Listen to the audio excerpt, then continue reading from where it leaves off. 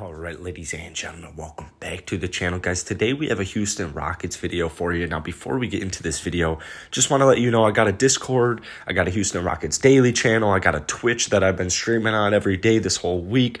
All that stuff is in the bio, all my socials, all that good stuff. But let's just get right into today's video.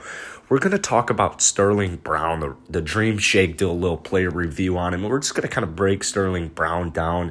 I've talked about Sterling several times here in the offseason, but it's mainly been just kind of randomly like, oh, do we think Sterling's coming back? What's the deal?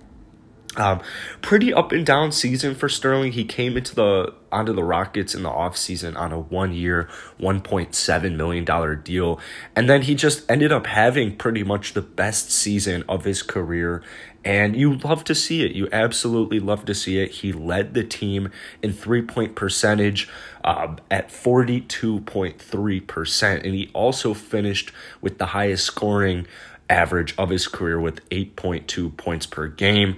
Also had a career high 4.4 rebounds, a career high 1.7 assists, and a career high 0.7 steals per game. So there was even an 11-game stretch from March 22nd to April 9th where Brown scored in double-digit points 9 times, and he was really coming into his own. He was getting scooped up in fantasy.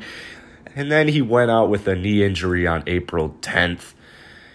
And while he was recovering, we all know what happened with him and Kevin Porter Jr. at a Miami strip club. I shouldn't even have to explain it.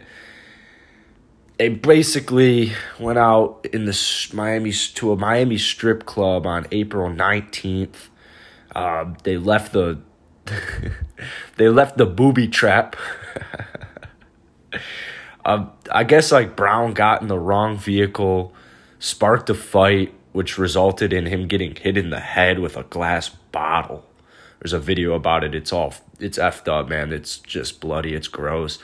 So blood spills. KPJ comes into his rescue, and then Brown just misses the rest of the season with these injuries. So that happened. KPJ got fined for breaking protocols. So what do you do from here is pretty much the big question. And I just want to say, first off, I'm fully on board with re-signing Sterling Brown. I'm just 100% on board. I don't think he's going to cost too much money. The Rockets are in desperate need of shooters. And I don't think it would be smart. First off, they let Ben McLemore go, and I think that's a relatively smart move. He didn't even have any defense. I think that Sterling Brown is a major upgrade, and then the three-point shooting 42.3% on the season is just almost icing on the cake. Now, I just don't think letting your best shooter walk in free agency is the brightest idea. But I do understand, at the same time, Brown, there's probably going to be a good chunk of teams that's going to be wanting Sterling Brown, and then it's going to result in somebody overpaying Sterling, and it might be the Rockets. So we don't really know what Sterling Brown wants to do, if he's looking to test it or if he's looking to come back to Houston. Because the big thing about Sterling Brown is this is really the first team where he had a pretty good role. The question is a team willing to give Sterling Brown maybe even more of like a sixth-man role? But, is there a team out there that's willing to start Sterling Brown? Because if a team's willing to start Sterling Brown, Sterling should go to that team.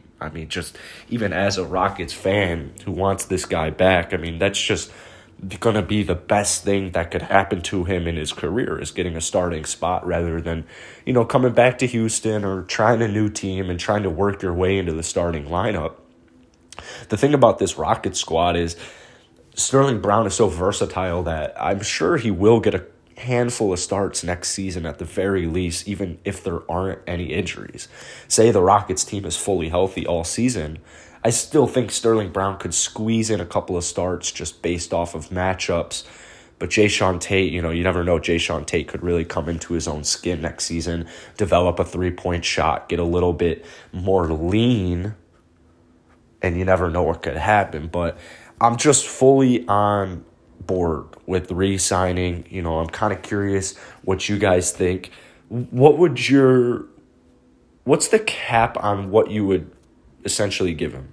I would love to hear it down in the comments below. Let me know your comments.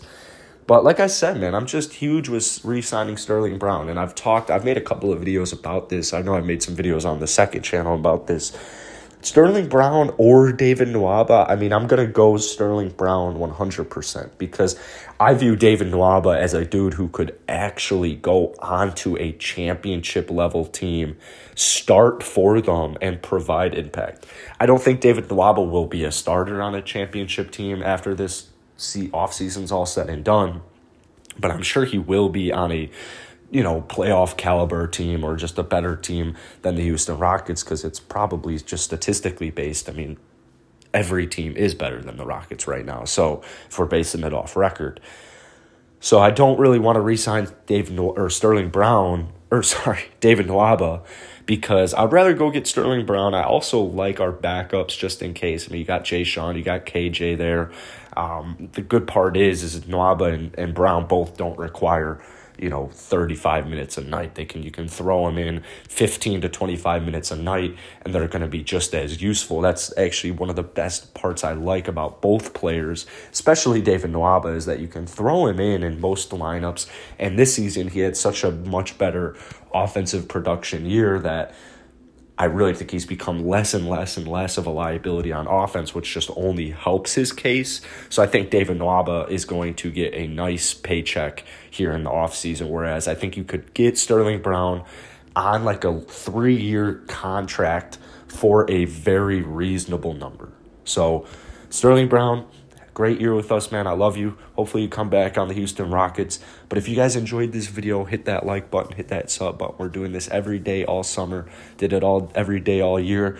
And your guys' support really keeps me going. So hit that like button. I'll see you tomorrow.